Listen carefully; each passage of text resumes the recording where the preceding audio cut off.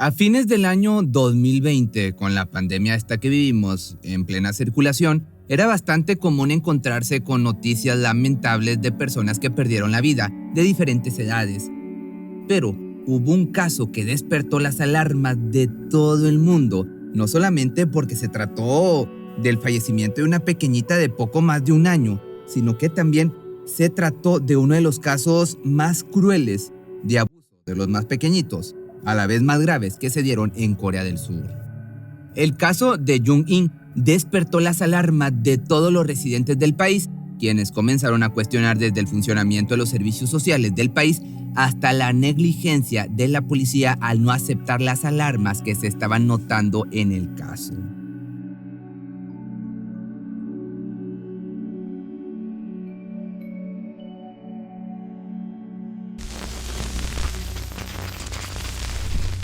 Jung-in nació el 10 de junio del año 2019, una pequeñita en perfectas condiciones de salud.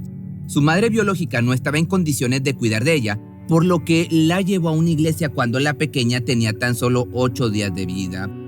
Desde ese momento, pasó un poco más de 7 meses en una casa de padres sustitutos hasta que fue adoptada. La familia era del tipo que se ve como una familia perfecta. Los verías en la televisión y se veían como personas muy virtuosas. Según su madre sustituta, la niña era muy feliz y muy simpática, le gustaba la música y sonreía todo el tiempo, pero esto cambió cuando llegaron sus padres adoptivos. Su madre adoptiva era Ha-young, nacida en el año del 86, hija de un pastor de iglesia y la dueña de una importante empresa relacionada con los discípulos de la misma iglesia. Su padre adoptivo, Ahn Sung-un, nació en el año de 1984 y trabajaba para la empresa CBS. Su padre era también pastor de una iglesia baptista. Pero aquí voy a hacer un paréntesis. Para comodidad de este video, utilizaremos los nombres de Yang para la madre y An para el padre. Pero bueno, regresando. En agosto del año 2019, la pareja recibió el aviso de que habían encontrado una niña que cumplía con sus requisitos para adoptar. Ellos ya tenían una hija biológica de 4 años, pero querían adoptar una hermanita para ella. Para completar el proceso de adopción, la pareja tuvo que pasar por entrevistas, test psicológicos y una precalificación que los habilitara para esto. Finalmente, cuando todo salió bien, pudieron llevarse a la niña con ellos en febrero del año 2020. Jung-in pesaba 8 kilos y medio al momento en que fue adoptada. An y Yang formaron parte del programa Una Familia Promedio, en el que mostraban cómo era la vida con la pequeña. En él se le podía ver a An siendo un padre ejemplar y explicando las alegrías de haber podido agrandar la familia a través de la adopción. Quise mostrar al mundo que no solo celebridades, sino personas como nosotros también pueden elegir la adopción. No es algo de lo que tengas que avergonzarte, sino algo que se tiene que celebrar. Palabras de este hombre. En el reality se le podía ver a la niña viviendo con la familia, pero si prestamos más atención a las imágenes, desde ese momento se podían notar algunas señales de abuso que sufría. Detrás de la falsa felicidad que mostraba la familia, se encontraban, como te digo, los abusos que sufría la menor. El 12 de diciembre del año 2020, la niña fue recibida en la guardería en condiciones deplorables. De acuerdo a las encargadas del lugar, la pequeña no podía caminar, mantenerse de pie, ni siquiera tomar o comer en todo el día. Su estómago se notaba muy grande de lo normal y parecía estar hinchado, pero ella no decía nada, ni siquiera lloraba. Su pañal se mantuvo seco durante todo el día sin siquiera tener que cambiárselo una vez. Por supuesto, esto llamó la atención de las encargadas, quienes llamaron a la madre adoptiva nuevamente para que se acercara al lugar a revisar que la niña estuviese bien. Esta, sin embargo, se fue diciendo que no había nada de qué preocuparse. Pero las maestras sí se preocuparon. Jung-in nunca había estado en condiciones tan lamentables, tan deplorables. Les costó mucho hacer que la pequeña tomara un sorbo de leche luego de tanto tiempo sin consumir nada. Su cuerpo tenía señales de estar deshidratado y las maestras estaban comenzando a tener un mal presentimiento, por lo que cuando la niña logró tomar unos pequeños sorbos, pensaron que todo estaría bien, pero Lamentablemente no fue así. Inmediatamente comenzó a temblar y a tener espasmos respiratorios. Su padre adoptivo era quien tenía que retirar a la niña en el horario de salida y hacia él se dirigieron las maestras. Expresaron obviamente su preocupación diciéndole que Jong-in no había caminado, ni hablado, ni consumido nada durante el día y que era preocupante, pero el padre simplemente les dijo que la niña estaba bien y hasta quiso mostrarles que podía caminar perfectamente, obligándola a dar unos pasos hacia él. Al día siguiente, cerca del horario de ingreso a la guardería, la madre de la niña llamó a la guardería para avisar que estaría ausente ese día. Lo que se sabía hasta ese momento es que tiempo más tarde Jong llevó a su hija a la guardia, donde la niña tuvo un paro cardíaco. Los médicos intentaron reanimarla en la guardia, pero la niña no resistió y falleció o perdió la vida ese mismo día a los 16 meses de edad. No hubo que hacer demasiada investigación para saber el origen de los golpes y todo lo que había llevado a la pequeña a perder la vida, pero la autopsia que le hicieron dio información que dejó a todos con la sangre helada.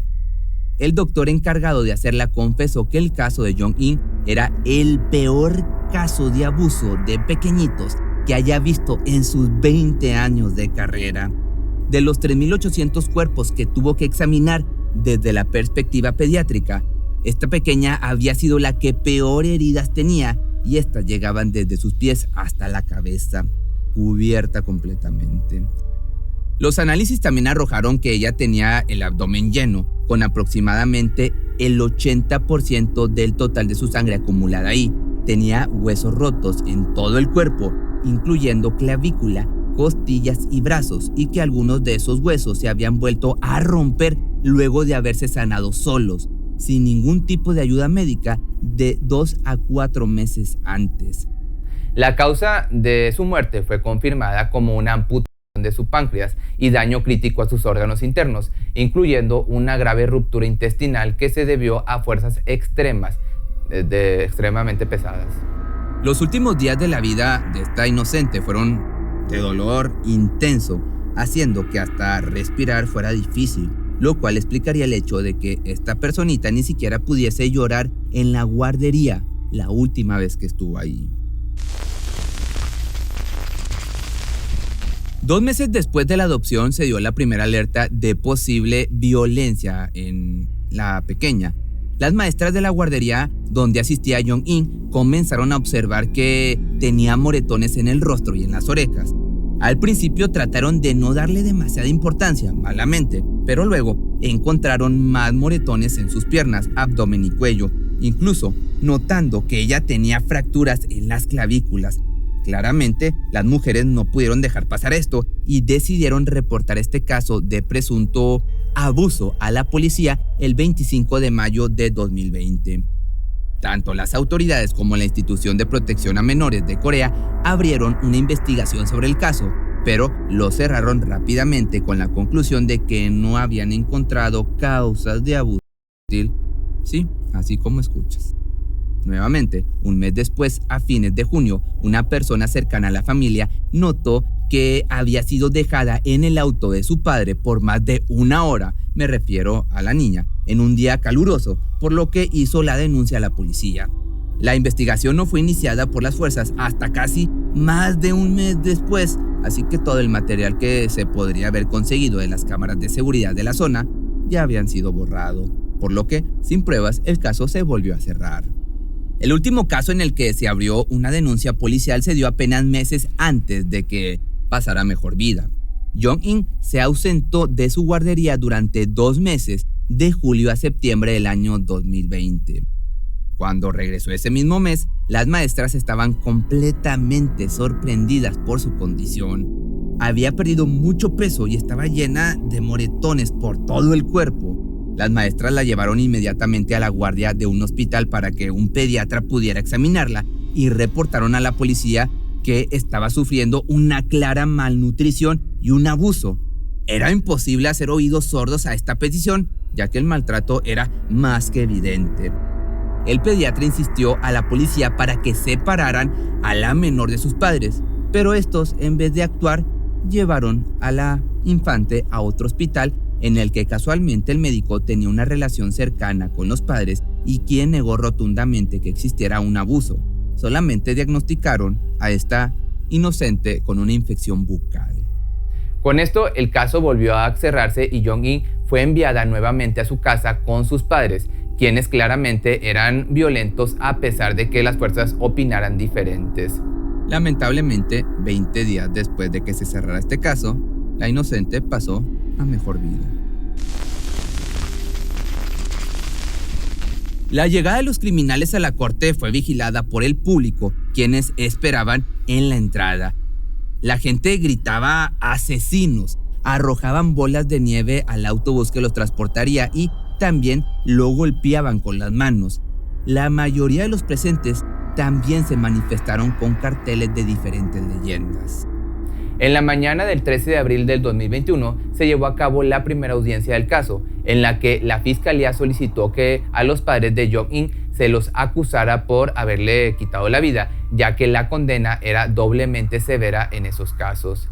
Al día siguiente comenzaría el juicio y en él se mostraron como pruebas las charlas previamente borradas a través de la plataforma Kakatoa Talk, una aplicación que funciona de la misma manera que WhatsApp dentro de Corea. Estos archivos fueron recuperados por los forenses digitales y revelaron el comportamiento abusivo de la madre adoptiva. Una conversación de hecho entre ambos padres, llevada a cabo el 3 de febrero del año 2020, mostraba una actitud completamente desinteresada al respecto de la salud de su hija. En los mensajes la madre decía: "Su tos suena como una broma para mí, voy a dejarla que se ahogue", mientras que su marido respondía: "Es mejor criarla sin darle medicina". Otra conversación de marzo del mismo año entre la pareja decía lo siguiente: "Ella no llora cuando la maestra en la guardería la sostiene. Fue frustrante todo el día. Hoy solamente le di una manzana. Bueno, al menos hoy no la golpeé".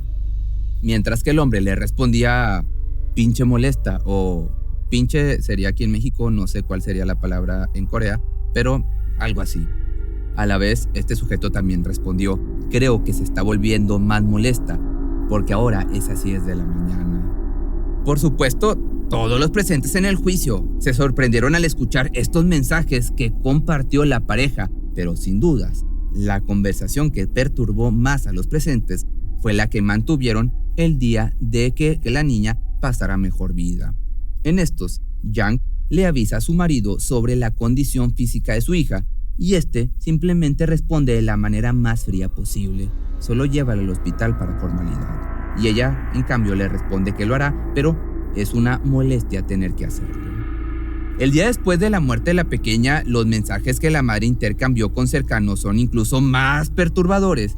Todavía, como escuchas, más que los que te acabo de decir. Uno de esos mensajes agradecía las condolencias recibidas y simplemente pasaba a preguntar si se verían al día siguiente como tenían pactado. Estos mensajes fueron la clara prueba, si es que era necesaria, de que la negligencia de los padres con la pequeña fue premeditada y que eran conscientes del deterioro físico que presentaba Jong-in, por lo que el veredicto ya era palpable. Estas conversaciones por escrito fueron también acompañadas con pruebas de grabaciones hechas por las cámaras de circuito cerrado dentro del edificio donde An trabajaba. Las imágenes tomadas en agosto muestran a Jong-in siendo tratada de manera violenta por su padre dentro del elevador. La niña está sentada en un carrito de bebé, el cual su padre está empujando tan violentamente. La menor se sacude hacia adelante y hacia atrás, haciendo que su cabeza prácticamente se golpee en la barra delantera del cochecito. El 2 de enero del año 2021 salió a la luz un episodio del show de investigaciones Preguntas sin Respuestas, un show televisivo que busca investigar sobre diferentes casos a nivel nacional. En este episodio se analizó detalladamente lo que le sucedió a la pequeña y desató la furia de los espectadores. Pero, sobre todo, desató una ola de concientización sobre el abuso a los más pequeñitos y de personas exigiéndole al gobierno nacional que mejore las leyes para proteger mejor a los niños de cualquier situación de abuso. También para exigir la pena mayor en quienes abusen de los menores, en este caso An y Yang. Finalmente, el 14 de mayo del año 2021, ambos padres fueron sentenciados. Yang, la madre adoptiva de la pequeña, fue declarada culpable por asesinato involuntario, pero luego fue cambiado a homicidio y abuso de un menor, luego de haber recibido los resultados de la autopsia. En Corea del Sur, la condena máxima para el abuso de menores es de 15 años, por lo que en la condena de la madre se tomó en consideración el asesinato por fuera del abuso infantil, mientras que su padre, An, fue declarado culpable solamente de abuso de menores y sentenciado a solamente 5 años de cárcel. Esta diferencia se hizo debido a que el hombre dijo no conocer los maltratos que su esposa infringía sobre la pequeña. Esto, por supuesto, generó la ira del público, ya que la pérdida de la niña podría haber sido evitada si la policía o los servicios sociales le daban la importancia necesaria al caso, sobre todo sabiendo que existieron alarmas previas que presagiaron este triste final. En redes sociales, después de que se presentara el episodio de Preguntas sin Respuesta, se lanzó la campaña Lo siento Young Inc., que fue apoyada por hashtags en Twitter y acompañada por artistas de renombre internacional, como miembros de diferentes grupos de K-pop, actores y actrices locales lo utilizaron, haciendo que los fans extranjeros investigaran el caso y comenzaran a difundir de manera más rápida lo que había sucedido. En Corea existe la Asociación para la Prevención del Abuso Infantil, que en la actualidad cuenta con 22.000 miembros y quienes estuvieron en cada instancia del juicio, esperando que este acontecimiento fuera castigado por la ley. La asociación, acompañada por los ciudadanos de la capital del país, hicieron la petición a la Casa de Gobierno, la Casa Azul, para que actualicen las leyes para convictos de este tipo, y la misma recibió más de 230.000 firmas antes de fines de ese mismo año, más de lo necesario para esperar una respuesta por parte del mayor mandatario del país. También se le exigió al sistema de seguridad del país que se presentaran más personas dispuestas a investigar los diferentes casos de violencia infantil. Necesitamos más personas que estén a cargo de las investigaciones y más presupuesto para ello. El gobierno y la policía local deben cooperar apenas se presente un caso de sospecha. Era lo que exigían. Pero seguramente te estarás preguntando con respecto a los policías que fallaron en alertar sobre los casos previos de violencia en la familia. Pues bueno, los 7 oficiales que respondieron en los 2 primeros reportes fueron multados y junto a los 5 oficiales que estuvieron presentes en el tercer reporte, tendrían medidas disciplinarias acordes a su falta de profesionalismo y la ausencia de responsabilidad para con la niña. Por supuesto, la gente exigió su destitución de cargos públicos, presentando una solicitud también a la Casa Azul con más de 110.000 firmas en un día. La Asociación de Abogados de Corea presentó un informe en el que se hablaba que solamente durante el año 2018 la mayoría de los casos de abuso intrafamiliar terminaron en la muerte de los pequeños, 28 digamos para ser exactos. Meses después del crimen, la madre adoptiva decidió dar su punto de vista de las experiencias con respecto a la vida de Young-in, pero de más está decir que la gente no se tomó esto de la mejor manera. El 6 de enero se mostró en el noticiero de las 8 de la noche de la cadena SBS un segmento en el que se debatió sobre el caso de la pequeña e incluyeron un testimonio de la mujer que fue llevado a través de su abogado. En su declaración, la mujer dijo lo siguiente: me enojé por unos segundos y la golpeé un par de veces. Le estaba cambiando el pañal cuando le empujé el hombro. Como resultado, se cayó y se golpeó la cabeza contra el suelo. Eso es todo lo que recuerdo. Mientras la madre decía que todo lo que estaban diciendo era injustificado, el abogado del padre adoptivo confirmó que el hombre, An, admitió todos los cargos de negligencia y abuso. La Asociación Coreana para la Prevención del Abuso Infantil comenzó con un caso similar de abuso que se dio en el año 2013, en la provincia de Ulsan, donde una niña de 8 años fue golpeada hasta que perdió la vida por su madrastra. La pequeña tenía 16 costillas rotas y la responsable recibió solamente 5 años de prisión, debido a la falta de conocimiento sobre el abuso a los más pequeñitos y las leyes demasiado simples que existen para abordar los diferentes casos. La organización sin fines de lucro genera diferentes actividades comunitarias para que los ciudadanos puedan ayudar a exigir a los gobernadores que instauren leyes más estrictas para estos casos. También facilitan el acceso a psicólogos, terapeutas, tratamientos y generan eventos educativos que ayuden a reducir los casos de violencia infantil y, por supuesto, que se incentive a los ciudadanos a que se involucren cuando ven casos de posibles agresiones a los más pequeñitos. Antes del caso que tocamos el día de hoy, uno de los más relevantes en el país, pero que no fue recibido con tanta difusión y a nivel nacional, fue el de Seong-Yu, cuyo juicio duró casi más de un año. Su abuelo es quien continúa buscando justicia. Seong-Yu fue dejada al cuidado de sus tíos luego de que su padre falleciera a los 36 años y su madre quedara completamente sola. El abuelo paterno estaba preocupado por el bienestar de su nuera, ahora viuda, y su nieta, por lo que se ofreció junto a su esposa para criar a la pequeña de ser necesario. Pero la mujer insistió en que dejaría a su hija con sus propios padres en la isla de Jeju.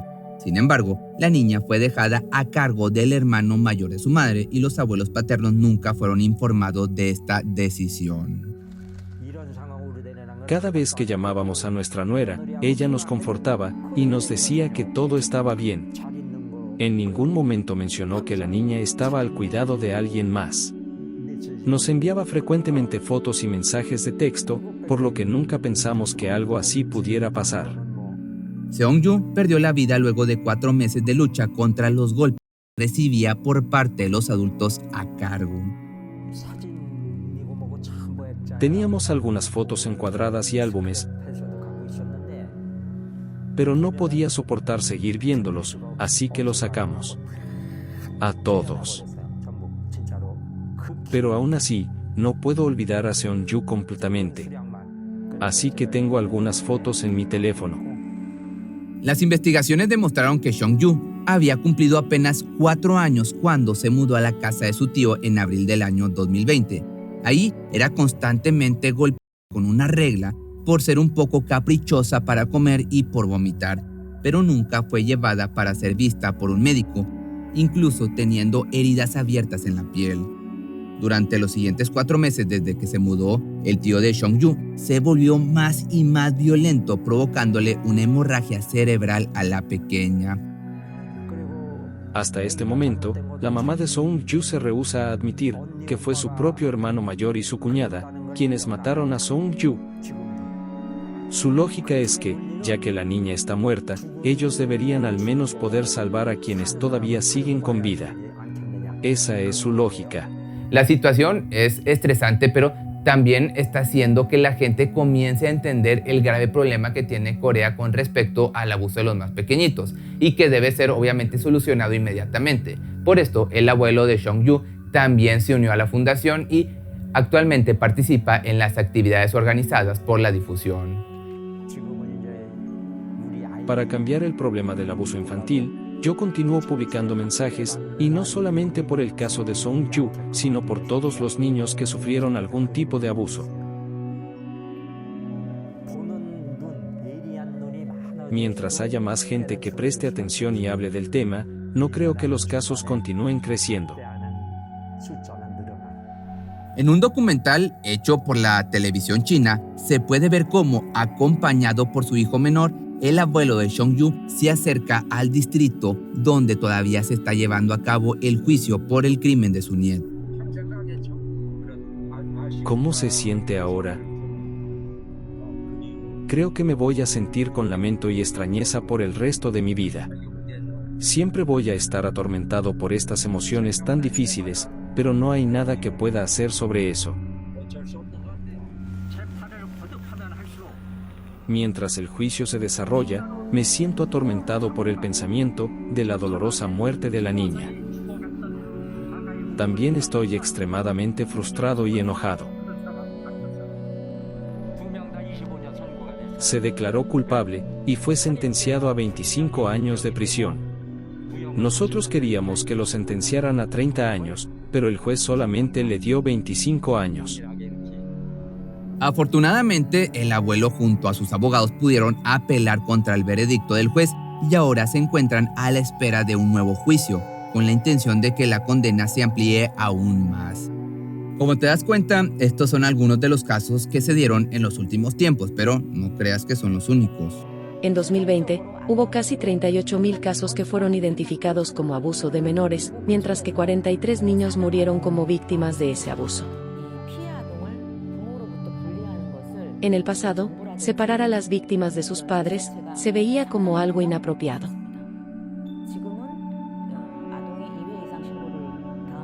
Pero ahora, si hay 2 o más reportes de sospecha de abuso sobre un niño, o si la situación se considera grave, el protocolo es sacar al niño de la casa.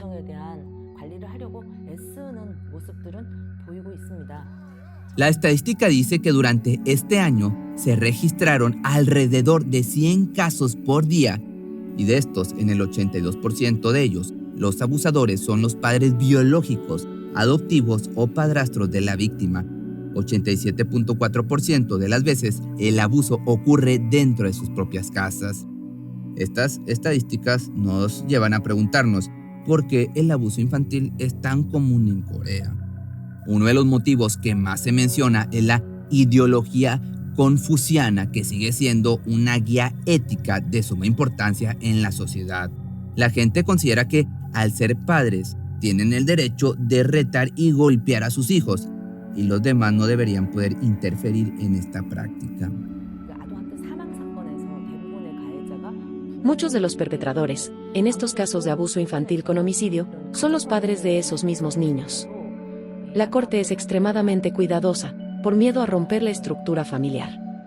Entonces, las sentencias tienden a ser livianas.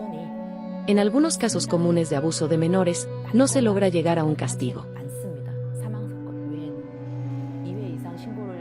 La ley permite que los niños sean alejados de sus familias luego de que 2 denuncias de posible abuso se hagan. El problema es, una vez que se alejan a los niños, no hay lugares o casas para esos niños. Lamentablemente, hizo falta un caso de este tipo para ampliar el conocimiento general sobre el abuso en Corea del Sur de los más pequeñitos, pero todavía no se hizo visible un cambio en los porcentajes de casos anuales de esta índole, lamentablemente. En 2021, el Parlamento surcoreano aprobó una enmienda en las leyes conocida como la Ley Yong-in, que logra imponer condenas más fuertes con respecto a las conductas de abuso a los menores y requiere que las fuerzas de seguridad lleven a cabo una investigación inmediata apenas se reciba la denuncia de posible abuso.